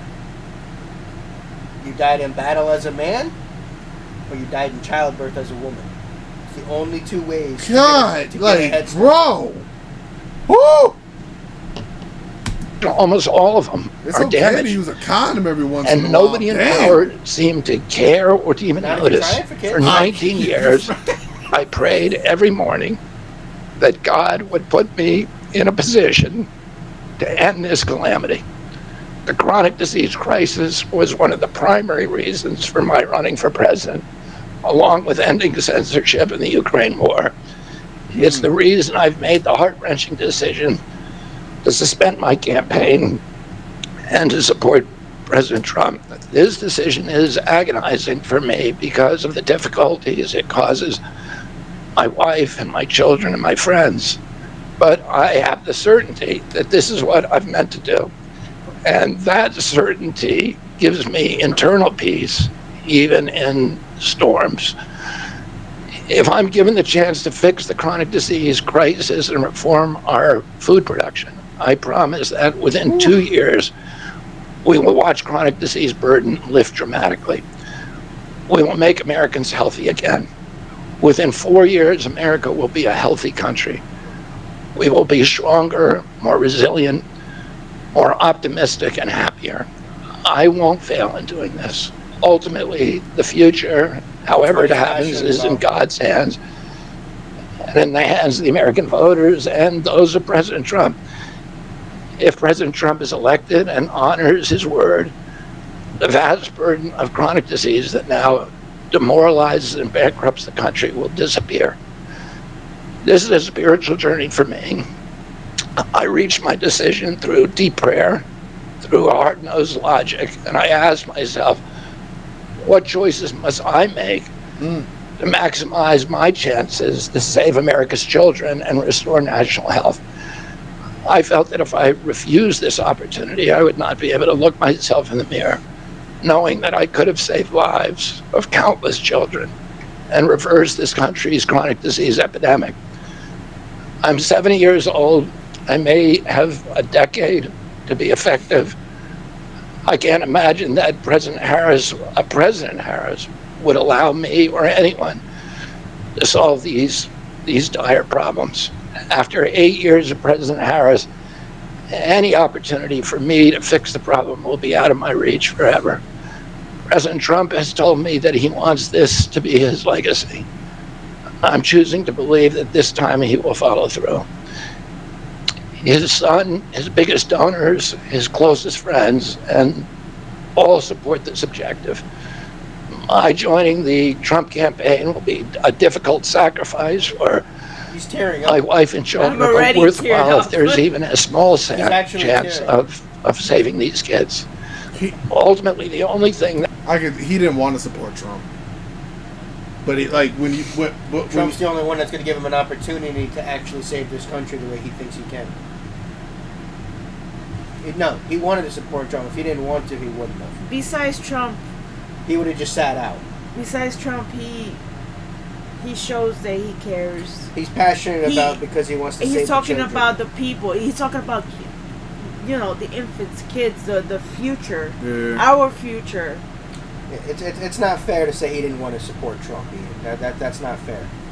Okay, so maybe I worded it wrong. Maybe because if Kamala Harris would have actually talked to him and gave him a chance, he probably would have endorsed her.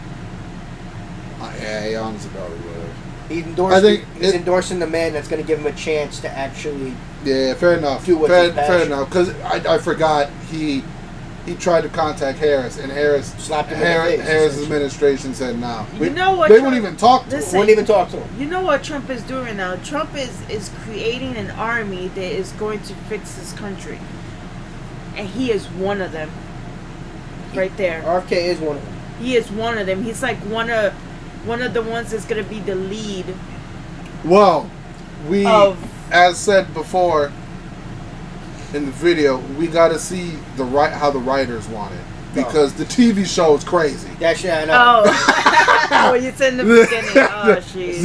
We don't know what the writers are doing, because the TV show is wild. Damn. All I know is unlimited seasons. The show's. If you thought 2024 was crazy, 2025 the budget for this show is insane. Yeah, it's nuts. Okay. that will save our country and our children is if we choose to love our kids more than we hate each other.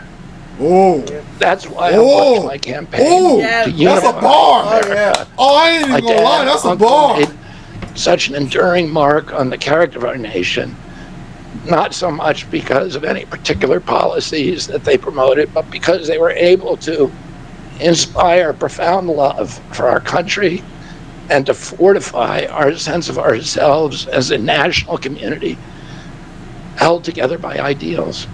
They were able to put their love into the intentions and hearts of ordinary Americans and to unify a national populist movement of Americans, blacks and whites, Hispanics, urban and rural Americans.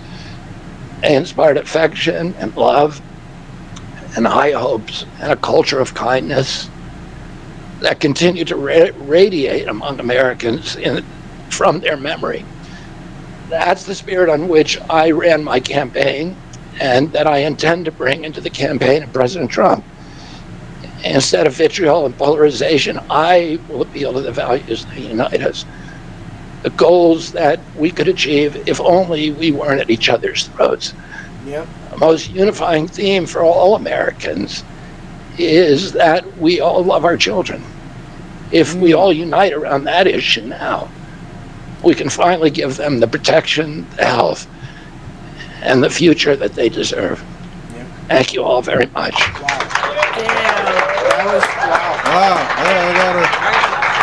That ended very powerful. I can't really get mad at that. That ended very powerful. Freaking almost made me want to cry.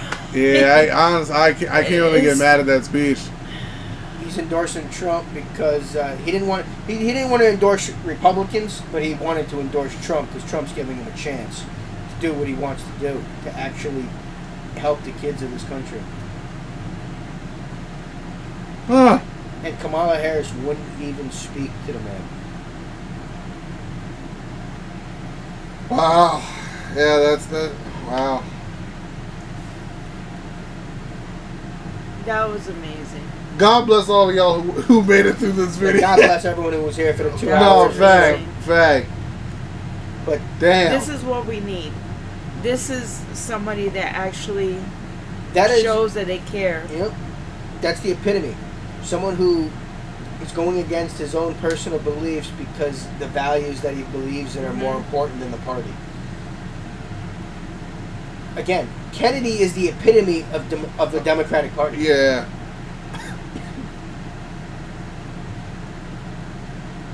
And that's crazy. To believe it or not, Trump is just an old school Democrat. Yeah, he's not even a Republican. No. Which is hilarious. Like... Well, that's why Kennedy dropped out, because the Democrat wasn't the same as it was before. No. That's why he became Again, independent. If he would have had a fair shot, RFK would have been the Democratic nominee. I firmly believe he would have beat everybody on that stage. His voice be damned. Damn. Because again, I ask you, do you think Kamala Harris would have beaten him in a straight-up primary? She couldn't even beat Joe Biden. Not when you're a fucking Kennedy, dude.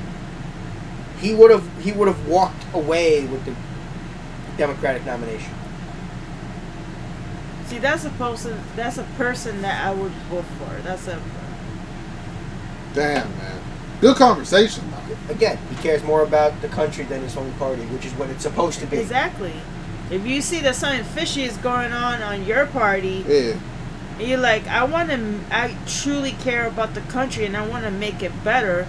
I'm leaving this and I got nowhere else to go, so I gotta go to the other party. This was a good reaction, man. It was. Guys, I hope you enjoy open and honest conversation. Yeah, I hope you guys enjoyed that. Hope you stayed for the entire one. Yeah, if you stayed for this whole thing, you a real one, as Vito said. Yes. We appreciate you all. But guys, I hope y'all enjoyed this. Like, comment, subscribe, blow us up. You know what to do. Thanks for stopping and spending some time with us. Hit that notification bell, give it a share, because it does help the channel out. Please and thank you. See you guys in the next one. There you go. Bye, guys. Peace.